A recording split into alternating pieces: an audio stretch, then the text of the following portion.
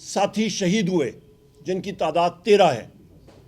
حکومت نے ماننے سے انکار کر دیا تھا کہ کوئی فائر بھی ہوا ہے. یہ ان کی شرمناک اور میں سمجھتا ہوں کہ بزدلانہ ایک حرکت تھی کہ اپنے ہی ساتھیوں کے اوپر، اپنے ہی شہریوں کے اوپر سنائپر فائر 7.62 ٹائمز 51 mm کے نیٹو راؤنڈ کے ساتھ فل میٹل جیکٹ کے ساتھ فائر کیا گیا، اور ان میں 3 اقسام کے بندوقیں M60 light machine gun night vision کے ساتھ 700 اور آرکٹک 7.62 ٹائمز 51. یہ وہ اسلحہ تھا جو کہ نیٹو نے پاکستان کو دہشت گردی کی جنگ لڑنے کے لیے دیا تھا، پر اپنے ہی شہریوں کے خلاف، نہتے شہریوں کے خلاف استعمال کیا گیا.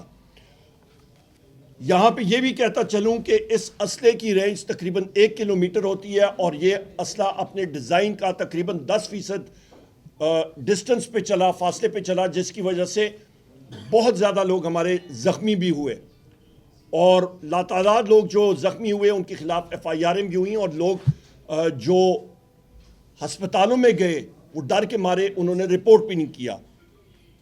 جو ہمارے لوگ شہید ہوئے ان کی میتیں ہم نے اٹھائیں اور ان کو تدفین بھی کیا. اس کے ساتھ ساتھ ہمارے مسنگ پرسنز ہیں، اور حکومت پہ یہ ذمہ داری عائد ہے کہ ان کا ہمیں پتہ چلے کہ وہ مسنگ پرسنز پریزیومڈ ڈیڈ وہ کہاں پہ ہیں. اس کے ساتھ ساتھ خواتین و حضرات، جو ہمارے ساتھی ملٹری کورٹس کی کسٹڈی میں تھے ان کے اوپر تشدد کیا گیا، اور کئی لوگ جو ہیں وہ اپنا ذہنی توازن بھی کھو بیٹھے. اس چیز کو ہم لوگ کنڈیم کرتے ہیں. پاکستان کا آئین، پاکستان کا طور طریقہ، پاکستان کا قانون یہ چیز اجازت نہیں دیتا کہ آپ نہتے شہریوں کو، سویلینز کو ملٹری کورٹس میں ٹرائی کریں. اور سپریم کورٹ کی اس وقت جو سماعت ہو رہی ہے وہاں پہ بڑا اچھا سوال اٹھایا گیا کہ آپ کا 12 اکتوبر 1999 کو جن لوگوں نے ایک جہاز ڈائیورٹ کیا تھا اور اس کو سٹاپ کیا تھا، کیا ان کا ٹرائل ملٹری کورٹس میں ہوا تھا یا پھر وہ اینٹی ٹیررسٹ کورٹ میں ہوا تھا. اس کے ساتھ ساتھ خواتین و حضرات یہ بھی ہم لوگ واضح کرتے چلیں، وزیر اعظم عمران خان صاحب نے اپنی ساری زندگی پاکستان کی عوام کی خدمت میں لگائی. شوکت خانم کینسر ہاسپٹل ایک نہیں متعدد بنائے، جس پہ پاکستان کے غریب شہری جو افورڈ نہیں کر سکتے ہیں کینسر ٹریٹمنٹ، جو بڑی مہنگی ٹریٹمنٹ ہوتی ہے، ان کو مفت علاج فراہم کیا گیا، گو کہ وہ پرائیویٹ انسٹیٹیوشن اور ادارہ ہے.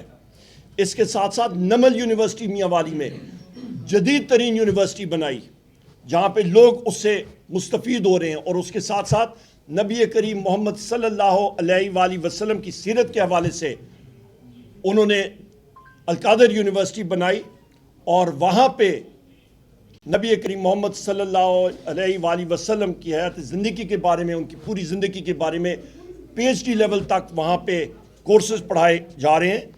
اور ان کو شرم نہیں آتی کہ خود تو یہ حکومت فارم 47 والے کچھ کر نہیں سکتے ہیں، پر ملبہ وزیر اعظم عمران خان صاحب اور بشرا بی بی صاحبہ پہ انہوں نے ڈالنے کی ناکام کوشش کی ہے. اور کل شام سے ہر جگہ پہ ان کے کئی وزراء اٹھ کے ایک کورٹ کا فیصلہ سنا رہے ہیں کہ جی کل، یعنی کہ آج یہ فیصلہ آنے والا ہے. سب سے پہلا سوال کہ ان کو پتہ کیا چلا، کیسے چلا، اور کس نے بتایا کہ یہ فیصلہ آنے والا ہے. اس کا مطلب ہے کہ ڈرافٹنگ کہیں پہ ہو رہی ہے یا ہو گئی ہے اور ان کو دیا گیا ہے. اس چیز کو ہم لوگ کنڈیم کرتے ہیں. یہ کینگرو کورٹ ہے، اور کینگرو کورٹ پاکستان کے آئین اور قانون میں ہم لوگ بالکل نہیں ہیں، اور اس کو ریجیکٹ کرتے ہیں. دوسری اہم بات، القادر کیس کا موضوع کیا ہے. اس سے پہلے بھی ہم نے پریس کانفرنس کی آج دوپہر کو، میں فلور آف دا ہاؤس پہ بھی میں نے بتایا. اس کی تفصیل میں بالکل شارٹ الفاظ میں اس کی سمریہ بتاؤں.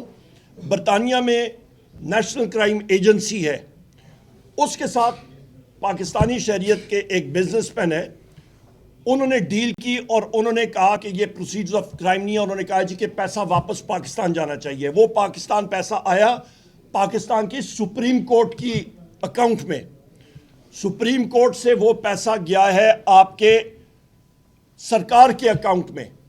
وزیر اعظم عمران خان صاحب اور بشرا بی بی صاحبہ کیسے کیا لینا دینا، ایک ٹیڑھی پیسے کا بھی وہ اس کے ساتھ تعلق نہیں.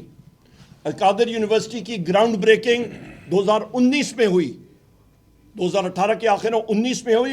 یہ پیسہ پاکستان سے گیا, اونٹوں کے ذریعے گیا, لانچوں کے ذریعے گیا. یہ پیسہ گیا کہاں سے کہ تم لوگوں نے وہ پراپرٹی پہلے خریدی اور اس کے بعد بیچی. تو لہٰذا پہلے اس کا ان لوگوں کو, مسلم لیگ نون کے لوگوں کو اور اس فارم 47 کے لوگوں کو ضرور جواب دینا چاہیے. سب سے پہلے تو آج ہم نے جو اسمبلی سے واک آؤٹ کیا ہے, بنیادی مقصد عمر ایوب صاحب نے آپ کے سامنے رکھی ہے.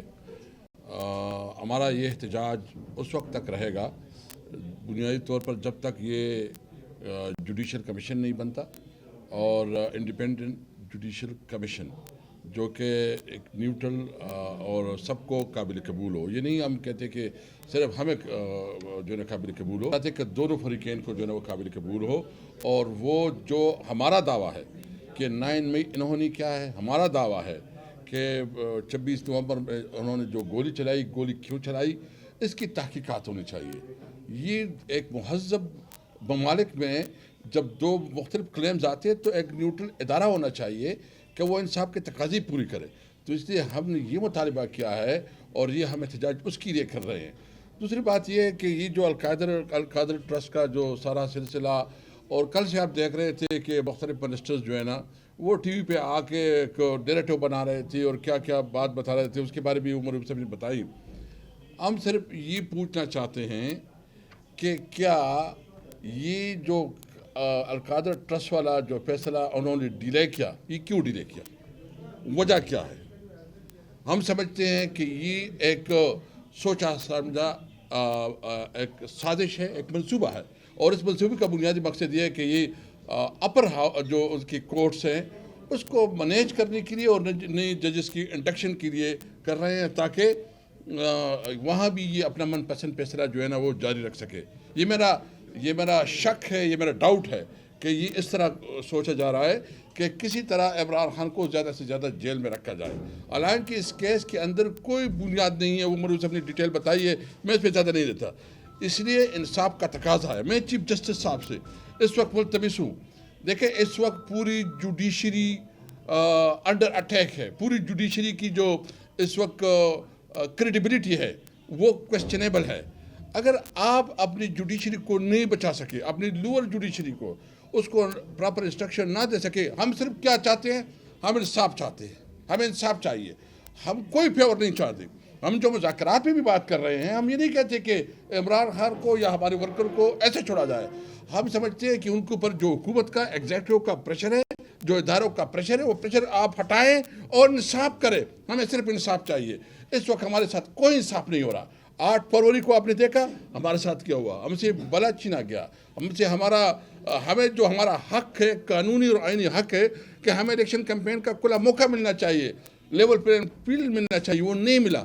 اس کے باوجود ہم جو ہے نا اپنا جو اس وقت جو نیگوسیشن کے حوالے سے ایک بڑا پن دکھا رہے ہیں. یہ اس لیے نہیں ہے کہ ہمیں کوئی خوف ہے یا ہمیں کوئی ڈر ہے یا ہم کوئی تک گئے ہیں, نہ تکے ہیں, نہ خوف ہے, نہ کوئی ڈر ہے. صرف پاکستان کا سوال ہے, صرف پاکستان کا, کہ ہم پاکستان کے لیے یہ قربانی دے رہے ہیں.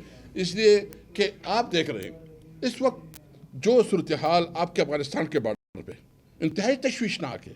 اسلام آباد میں لوگ یہ محسوس نہیں کر رہے کہ اس کے کیا اثرات ہوں گے. آئندہ مجھے تو ڈر یہ ہے کہ آئندہ 5-6 مہینوں میں جو خیبر پختونخوا میں تو زندگی گزارنا مشکل ہو جائے گا, اور صرف خیبر پختونخوا میں نہیں, پورے پاکستان میں ہمارے لوگوں کی جو جان و مال کو انتہائی خطرات میں دیکھ رہا ہوں. ہماری اکانومی اس کی وجہ سے بیٹھ گئی. ہماری جو پوری صوبی اور خاص کر بلوچستان کی علاقے کی اکانومی بہت زیادہ متعلق ہے اس کے ساتھ. ہمارا خواب تھا کہ افغانستان کے ساتھ, سنٹرل ایشیا کے ساتھ ہمارا بزنس بڑھے گا, اور ہمارے وقت میں جو ایکسپورٹ تھا وہ $2.7 بلین تک پہنچ گیا تھا ہمارے اقدامات کی وجہ سے کہ ہم نے نئے آؤٹ لیٹ کھولے, ہم نے نئی انگور اڈا, خرلاچی اور غلام خان میں جو ہے نا بزنس اپرچونٹی دی. ایک خوشحالی آئی. آپ نے اس سے کاروبار بھی چھین لیا, جو ہماری امید تھی وہ بھی ختم کر دی. اور اس کا نقصان کیا ہے کہ مایوسی پھیل رہی ہے, نا امیدی پھیل رہی ہے. نوجوان جو ہے نا وہ تشدد کی طرف, ایکسٹریمزم کی طرف جو راغب ہو رہے ہیں. تو آپ کی جو بارڈرز پہ جو سچویشن, ایران کے ساتھ آپ کے جو تعلقات ہیں, انڈیا کے ساتھ, ایون چائنا کے ساتھ, سب کے باوجود جو ملک میں معاشی حالات ہے اور جو ملک میں سیاسی عدم استحکام ہے, ہم نے اپنے ملک کے لیے ایک بہت پولیٹیکل پارٹی ہے، ہمارے سے ظلم ہوا ہے، اس ظلم کو عبور کرنا چاہتے ہیں. ابھی ان کی ذمہ داری ہے کہ آگے بڑھنا چاہتے نہیں بڑھنا چاہتے. ہم نے پاکستان کے لیے سب کچھ کیا ہے.